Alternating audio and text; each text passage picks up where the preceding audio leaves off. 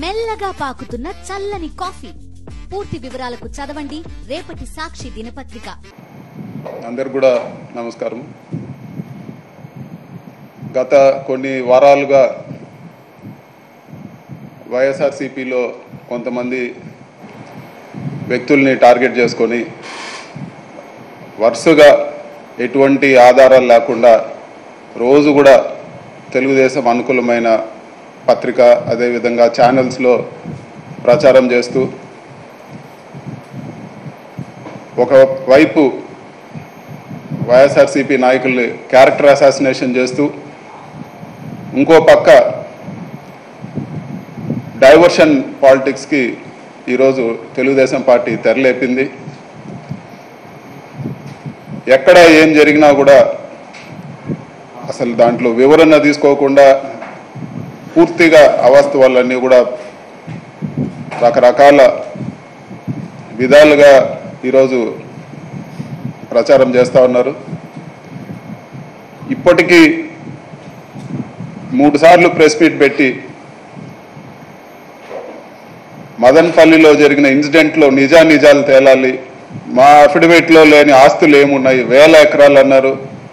ఒక మంత్రి 100 ఎకరాలు మాట్లాడతారు, ఒకరు 1000 ఎకరాలు మాట్లాడతారు. ఎక్కడ ఇంత గవర్నమెంట్ మిషనరీ మీ చేతిలో ఉంది, పోలీస్ డిపార్ట్మెంట్ మీ చేతిలో ఉంది, రెవెన్యూ సెక్రటరీ కూడా అక్కడికి రావడం జరిగింది. మరి ఎక్కడ ఆ ఫైల్స్ ఎక్కడ మిస్ అయినాయి, లేకపోతే ఎక్కడ తప్పు ఉందో చూపిమని చెప్పి కూడా మేము చెప్పడం జరిగింది. 3 సార్లు అడిగినా కూడా చెప్పకుండా మళ్ళీ అదే వార్తలు ప్రచారం చేయడము, ఇవన్నీ కూడా ఒక పద్ధతి ప్రకారం జరుగుతున్నాయి. మరీ ముఖ్యంగా గత 2 రోజుల మునుపు ఇవన్నీ కూడా తప్పుడు వార్తల పైన డెఫమేషన్ ఫైల్ చేయడానికి నోటీసులు ఇవ్వడం జరిగింది ఈనాడు యాజమాన్యానికి. ఎప్పుడైతే ఈ నోటీస్ ఇచ్చామో గత 2 రోజులుగా మరి మెయిన్ పేపర్లోనే పూర్తిగా అవాస్తవాలన్నీ కూడా ప్రచురిస్తూ ఉన్నారు.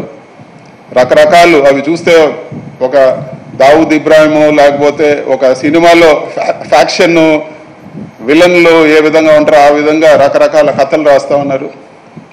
ఇవన్నీ కూడా ఎలక్షన్ ముందు కూడా ఒక క్రమం ఒక పద్ధతి ప్రకారము క్యారెక్టర్ అసాసినేట్ చేస్తూ రకరకాల దుష్ప్రచారాలు చేశారు. వీటికి కూడా ఆధారాలు లేవు. ఆధారాలు చూపిమంటే ఎక్కడ కూడా ఆధారాలు ఉండవు. ఇన్ని దుష్ప్రచారాలు చేసినా కూడా ఎలక్షన్లో గెలవడం జరిగింది. మళ్ళీ కూడా ఇప్పుడు అది ఓరో లేక ఇప్పుడు మళ్ళీ కూడా అదే పద్ధతి కొనసాగిస్తున్నారు. గత 2 రోజులుగా చూస్తే దారుణమైన న్యూస్ రాస్తా ఉన్నారు. నేను ఒకటే చెప్తా ఉన్నాను, దేశంలో కల్లా అతిపెద్ద స్కామ్ ఈ మార్గదర్శి స్కామ్ అని చెప్పి కూడా తెలియజేస్తాను. సహారా స్కామ్ అనేది ఎక్కడ కూడా దీనికి సరిపోని విషయము.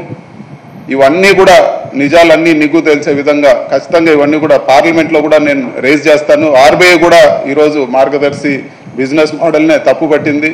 అఫిషియల్గా వాళ్ళు కోర్టులో కూడా ఫైల్ చేయడం జరిగింది.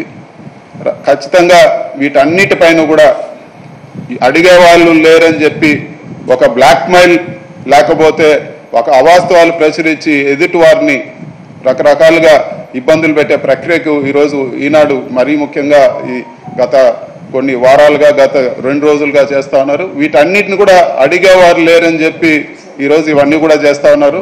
ఖచ్చితంగా ఈనాడు సంస్థలు అదేవిధంగా మార్గదర్శి చిట్ ఫండ్ స్కామ్ ఈరోజు కూడా చూసాము. ఉండవల్లి గారు మాట్లాడారు, ఆయనతో కూడా చర్చించి ఉండవల్లి గారితో కూడా చర్చించి వీటన్నిటిపైన అన్ని ఏజెన్సీస్లో కూడా ఎక్కడెక్కడ ఇవన్నీ కూడా రాబో రోజుల్లో ఖచ్చితంగా వీళ్ళ స్కామ్స్ అన్ని ఎక్స్పోజ్ చేసే విధంగా కూడా చర్యలు తీసుకుంటానని చెప్పి కూడా నేను తెలియజేస్తా ఉన్నాను. ఇవన్నీ కూడా ఒక ప్లాన్డ్గా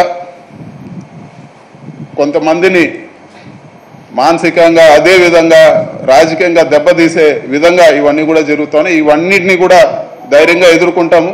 ఖచ్చితంగా వీటికి ఏవైతే ఇవన్నీ చేశారో ఖచ్చితంగా వీటికి ఎదురు నిలబడే విధంగా చర్యలు తీసుకుంటామని చెప్పి కూడా మేము తెలియజేస్తాను.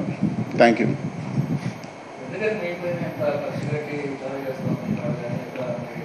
వాళ్ళని అడగాలి, మీరు ఈనాడుని వాళ్ళని అడగాలి. అసలు ఎక్కడ కూడా వాస్తవాలు లేకుండా ఇష్టం వచ్చినట్లు నోటుకు వచ్చినట్లు అసలు అవి ఆరోపణలు కూడా దారుణమైన ఆరోపణలు అన్నీ కూడా చేస్తున్నారు. నియోజకవర్గ ప్రజలందరూ కూడా తెలుసు ఎవరు వ్యక్తిత్వం ఎటువంటిది అని చెప్పి. రాష్ట్రం అంతా కూడా ఈరోజు పేపర్లో వేసి ఎక్కడ పోయినా కూడా దీంట్లో నిజం ఉందేమో అనిపించే విధంగా ఈరోజు రాస్తా ఉన్నారు. ఈరోజు వాళ్ళకి సంబంధించిన ఈరోజు ఏజెన్సీస్ అన్నీ కూడా వాళ్ళ ప్రభుత్వమే ఉంది, వాళ్ళకి సంబంధించిన ఏజెన్సీస్ ఉంటాయి. ప్రూవ్ చేయండి. ప్రూవ్ చేయకుండా ఇలాంటివన్నీ బురద కొట్టే కార్యక్రమాలు చేయకూడదని చెప్పి కూడా నేను తెలియజేస్తాను.